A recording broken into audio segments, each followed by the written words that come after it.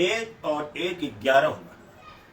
अभी हो क्या रहा कि केवल किसानों के तरफ दलितों की आबादी बहुत बड़ी, कन्याकुमारी से कश्मीर तक, बंगाल से गुजरात तक संख्या बड़ी।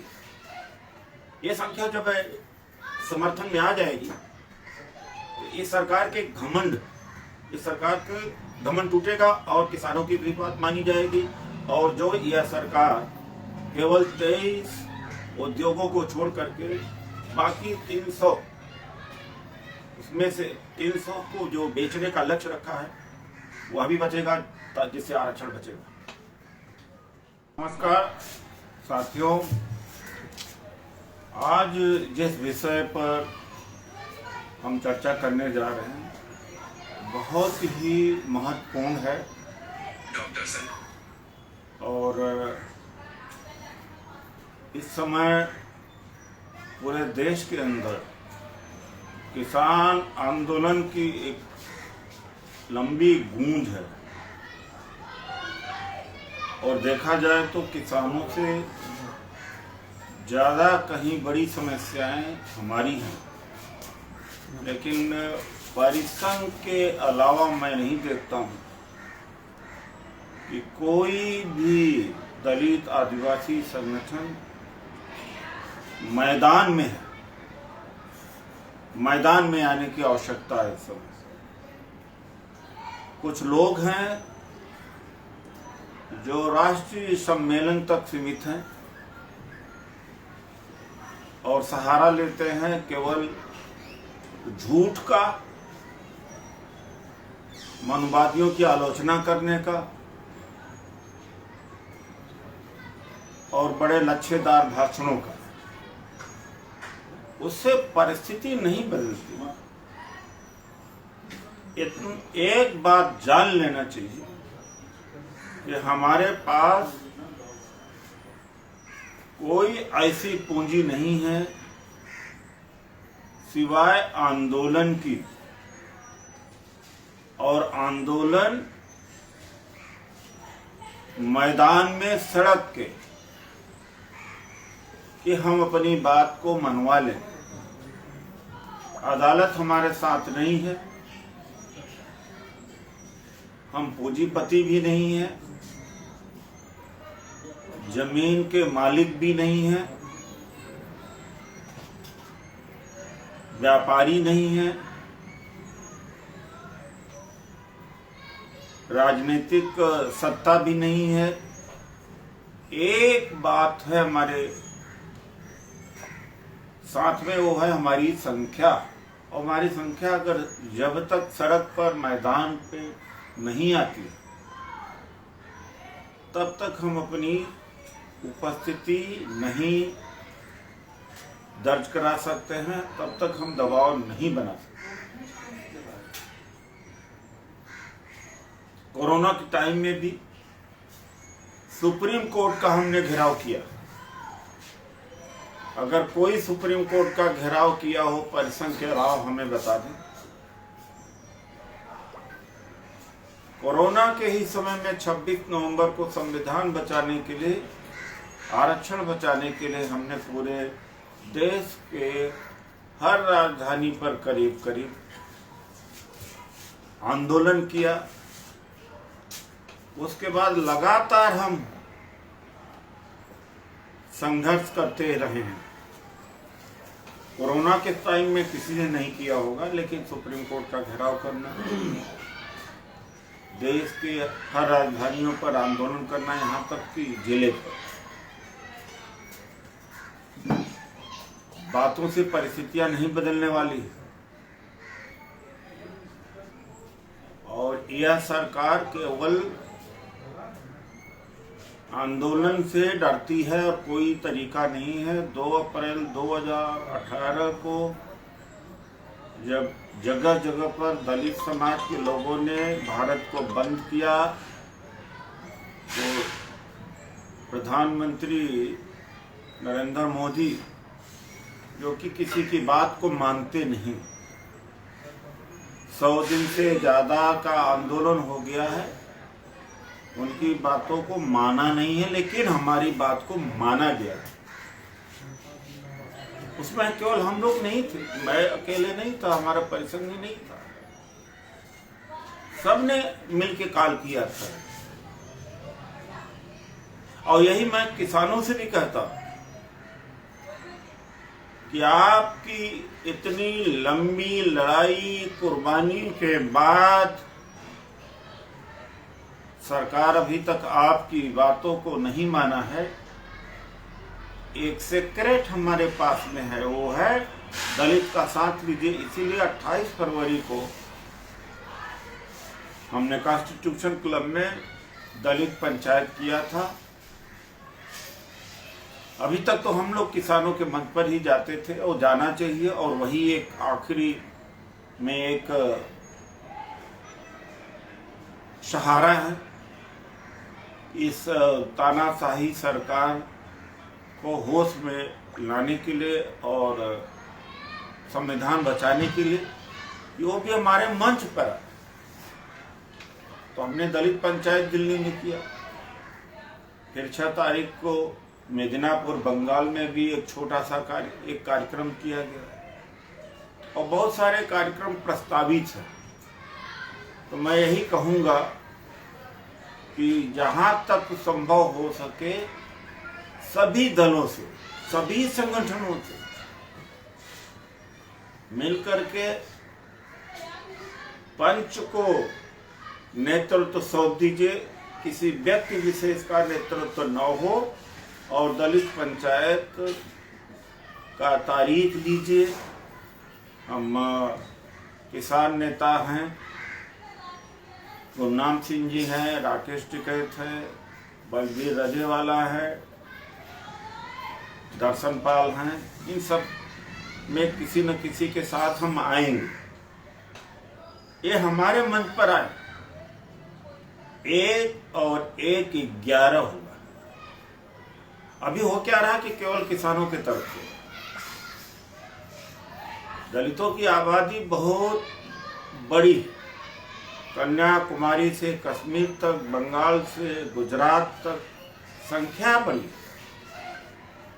ये संख्या जब समर्थन में आ जाएगी तो इस सरकार के घमंड, इस सरकार के घमंड टूटेगा और किसानों की भी बात मानी जाएगी। और जो यह सरकार केवल 23 उद्योगों को छोड़ करके बाकी 300, उसमें से 300 को जो बेचने का लक्ष्य रखा है वह भी बचेगा, जिससे आरक्षण बचेगा। हमारी मांग है कि न्यायपालिका में भी आरक्षण हो, बिना उसके हम न्याय नहीं प्राप्त कर पाए। पता नहीं समाज को हुआ क्या, अभी भी बंद कमरे में चर्चा करना, जाति के आधार पर सब संगठन खड़ा कर लेना। मैं चुनौती देता हूं, फिर से कहता हूं, चुनौती देता हूं, जो जो संगठन इस देश में हैं, चुप्पे से या पूछ करके उनके संगठन के पदाधिकारियों की सूची को देख जाइए तो पता लगेगा कि अम्बेडकरवादी हैं कि जातिवादी हैं। बहुजन जागृति से जाति ज्यादा जागृति हुई है, बहुजन कम जागृत हुआ है। 2 बड़ी चीजें हुई।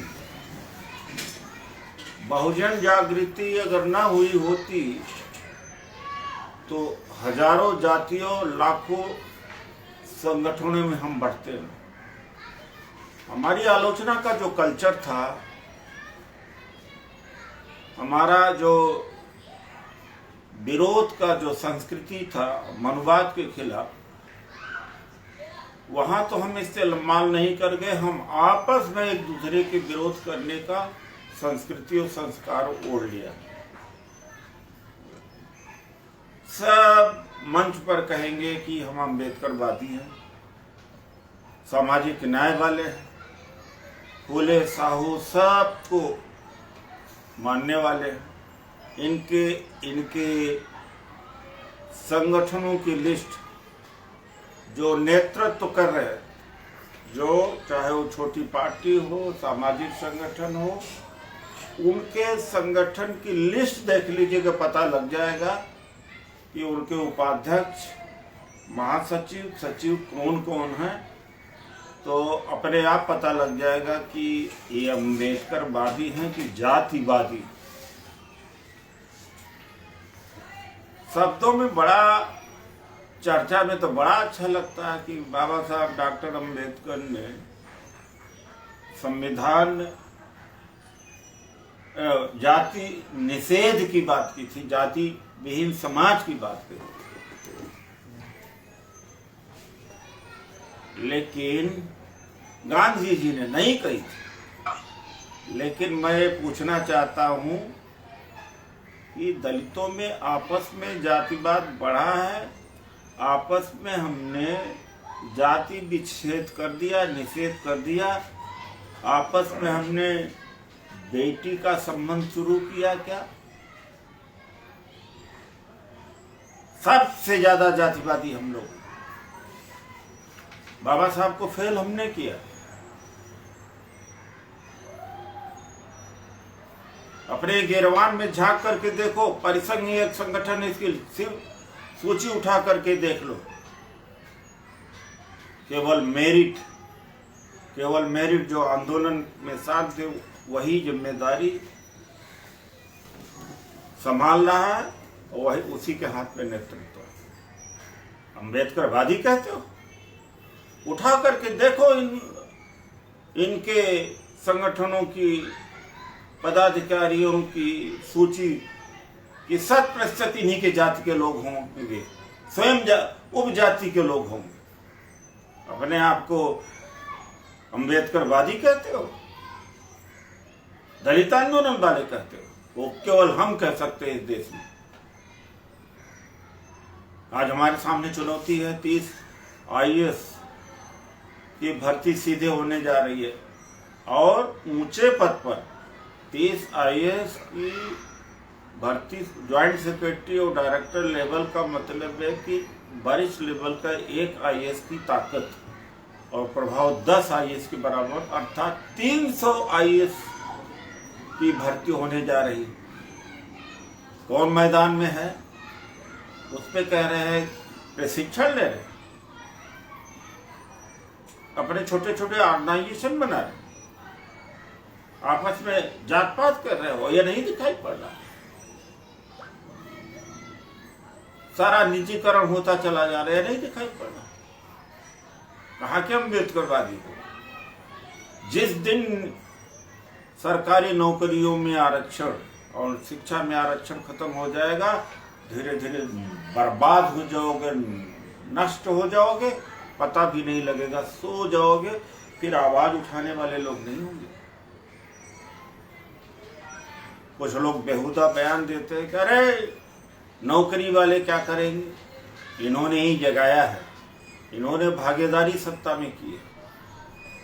एक आदमी की नौकरी का मतलब होता 3 पीढ़ियां, 4 पीढ़ियां उसकी तर जाती हैं, रिश्तेदार के ऊपर प्रभाव पड़ता है, जागृति होती है। और राजनीतिक लोगों को तो देख ही रहे हो जो हालात। और आज तो जो लोग कहते हैं कि सेपरेट इलेक्टोरेट, वो सही था कि गलत था, मेरे समझ में नहीं आता। सेपरेट इलेक्टोरेट होता तो आज की परिस्थिति में क्या होता? दलितों के अंदर उसी जाति का MP MLA बनता जिसकी संख्या भारी है पूरे देश में। बंगाल में होता नाम शूद्र ही बनता, बाकी दूसरी जाति को मौका ही नहीं मिलता। उड़ीसा में होता तो शायद बेहरा ही बनता। और आंध्र प्रदेश में होता तो केवल शायद माला ही बनता या मादिगा बनता, जिस जाति की जितनी संख्या है। वजह है कि वर्तमान को देख करके समझा जा सकता है। आज हम जातिवाद कर रहे हैं तो क्या उस परिस्थिति में जातिवाद हम न करते? तो बहुजन एकता का जो नारा था, हम तो ऐसा ही सोचते हैं कि जैसे भारत और पाकिस्तान के बीच में क्रिकेट का मैच हो। या दो देशों के बीच क्रिकेट का मैच हो, 11-11 खिलाड़ी क्रिकेट में चाहिए और 2 ही खिलाड़ी जिसके साथ में हो वो भी मैच खेल रहा हो, तो क्या जीतेगा? तो बहुजन आंदोलन का नारा देने वाले 85% को अपने आप ही शामिल कर लिया कि हम 85% है, सत्ता में आ जाएंगे। बहुजन शब्द का, बहुजन का नारा, बहुजन की लड़ाई लड़ना अच्छी बात, हम भी वही, लेकिन व्यवहारिकता में हुआ क्या? सबको आपने जोड़ लिया और ये कहा कि जब सब इकट्ठा हो जाएंगे सत्ता हमारी होगी, और जब तक इकट्ठा नहीं होंगे तो लड़ाई लड़ेंगे नहीं, न संसद में, न विधानसभा में, न सड़क पर। और सब लुटता गया, सब करीब करीब लुट गया। सपना बेचना एक अलग बात है, परिसंघ ने सपना नहीं बेचा। 1997 में परिसंघ का जन्म हुआ। 5 आरक्षण विरोधी आदेश के खिलाफ हमने लड़ाई लड़ी और जीती। 3 संवैधानिक संशोधन हमने कराए, बहुजन लोकपाल बिल बनाया, आरक्षण कराया। निजी क्षेत्र में आरक्षण की लड़ाई हमने शुरुआत की और मैं जब संसद बना तो प्राइवेट मेंबर बिल के रूप में निजी क्षेत्र में आरक्षण के लिए बिल पेश कर दिया। आज किसी तरीके से संविधान बचे, आरक्षण बचे, हम किसानों के साथ खड़े हैं। हम जानते हैं कि हमारी ताकत इतनी बड़ी नहीं, हम जानते हैं कि हम झूठ नहीं बोल सकते। हम 85 जब तक 85 करो, 85 अच्छी बात है, लेकिन झूठ बोल करके गुमराह करके हमारा सत्ता आएगी, हम इनको देश को भगा देंगे। अरे हम ही को भगा दिया, BSNL से भगा दिया, बैंक से भगाने जा रहे हैं, इंश्योरेंस से भगाने जा रहे हैं, रेल से भगाने जा रहे हैं, स्कूलों से भगाने जा रहे हैं, हर क्षेत्र से तो हम इनको खत्म करने जा रहे हैं, खत्म कर भी दिया है। यहाँ कह रहे हैं कि हम इनको बाहर भगा देंगे। बातों में बड़ा अच्छा लगता है, बातों से, गाली से, आलोचना से हमारा निर्वाह नहीं हो पाएगा, हमें सम्मान नहीं मिलेगा। इसलिए साथियों, हर जगह की, हर प्रांत का सम्मेलन होना चाहिए। कोरोना की वजह से इस बार रैली नहीं हो पाई, तो हर जगह सम्मेलन होना चाहिए, प्रांतीय सम्मेलन, जिला सम्मेलन। और ये जो दलित पंचायत जिसमें किसानों को हमने बुलाना है, और जो लोग इससे जुड़ना चाहते हैं, दलित पंचायत करना चाहते हैं, हमें खबर करें। हम अपने लिए उनके साथ, उनके पास गए कि संविधान बचाने वाले यही लोग हैं, यही एक ताकत है जो मुकाबला कर रही है, और जो ताकत मुकाबला कर रही है तानाशाही हुकूमत को, उसके पंजे को मोड़ सकती है, संविधान बचा सकती है, उसका साथ देकर के हम अपना फायदा उठा रहे हैं। राज्यसभा में मेजॉरिटी की इंतजार है। देख लेना, मेरी बात को नहीं मान रहे हो, छोड़ दो जातिवाद, अहंकार, गाली देना, धड़ से संविधान बदलेगा, देख लेना। और वैसे भी 2019 से संविधान लागू नहीं हो रहा, गाली दे लो जितना गाली देना हो, आलोचना कर लो, लेकिन उतरना सड़क पर पड़ेगा, इकट्ठा होना पड़ेगा। तो यही मैं कहूंगा कि अब लेटरल एंट्री जो IAS की, इस IAS के, उसके विरोध में खड़ा होना, सरकार का जो अबाध गति से निजीकरण हो रहा है उसके खिलाफ फौरन खड़ा होना,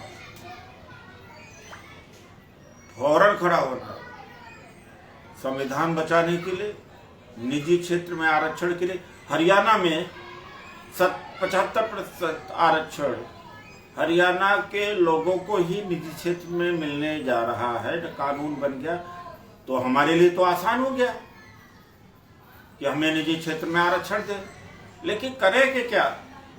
हम तो कोई भावनात्मक लड़ाई नहीं लड़ते, थू थू रैली, सत्ता प्राप्त रैली, मनवादियों के खिलाफ मनवादियों को भगा देंगे, हम तो व्यवहारिकता की लड़ाई लड़ते हैं। उतनी संख्या में हमारे साथ नहीं, लोग जाति के आधार पर लगे हुए हैं। जिनके जो नेता पैदा हो रहे हैं, आप देख लीजिए कि उन्हीं के जात के लोग उनके पीछे लगे हुए हैं। ऐसे सब छोटे छोटे कुछ लोग दिखाई पड़ रहे हैं और कुछ लोग नहीं दिखाई पड़ रहे हैं। इस बात को मनुवादी जानते हैं, इस बात को ब्राह्मणवादी ताकते जानते हैं कि जातियों में तो और बढ़ते चले जा रहे, कुछ नहीं कर पाए। तो मैं इन्हीं शब्दों के साथ फिर से अपील करता हूँ कि आखिरी मौका है बचाने का। परिसंघ से जुड़ो, परिसंघ मैदान में है, दलित पंचायत हो, पंच ही नेतृत्व करेगा। भैया मैं नेतृत्व तो नहीं करूंगा, नहीं तो लोग कहेंगे नेता बनना, पंच नेतृत्व करेगा। प्रादेशिक सम्मेलन होना जरूरी है, जिला सम्मेलन होना जरूरी है। इन्हीं शब्दों के साथ मैं अपनी बात को समाप्त करता हूँ। नमस्कार, जय हिंद।